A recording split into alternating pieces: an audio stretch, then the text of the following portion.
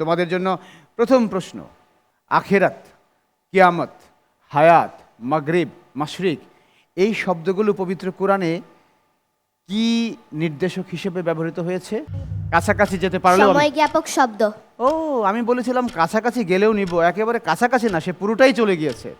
অভিনন্দন। সময় জ্ঞাপক শব্দ, ভেরি গুড। তোমাদের জন্য দ্বিতীয় প্রশ্ন, কোন সাহাবী বলেছিলেন যে আমি রাসূল সাল্লাল্লাহু আলাইহি ওয়াসাল্লামের বুকে সিনাচাকের চিহ্ন দেখেছি?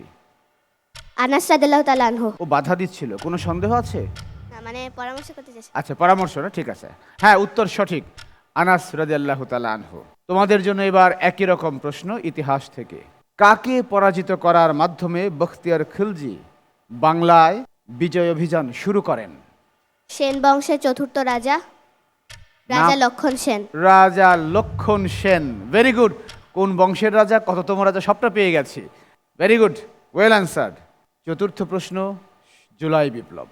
5 তারিখ তো বৈষম্য বিরোধী আন্দোলন নামে শুরু হয়। 6 তারিখ মানে 6 জুলাই বৈষম্য বিরোধী ছাত্র আন্দোলনের কর্মসূচি কি ছিল? বৈষম্য বিরোধী ছাত্র আন্দোলন নামে ওইটা প্রথম কর্মসূচি। বাংলা ব্লকেড।